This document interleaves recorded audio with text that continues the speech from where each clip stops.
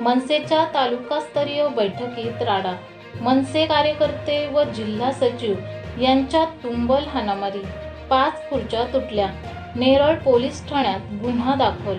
कर्जत तालुका महाराष्ट्र नवनिर्माण सेनेच्या तालुका कार्यकर्त्यांची बैठक जिल्हा अध्यक्ष यांच्या आदेशाने लावण्यात आली होती. या बैठकीत जिल्हाध्यक्ष जितेंद्र पाटील यांच्या अनुपस्थितीत झालेल्या बैठकीत मनसे कार्यकर्ते आणि पक्षाचे जिल्हा सचिव यांच्यात प्रथम शाब्दिक आणि नंतर तुंबल हाणामारी झाली.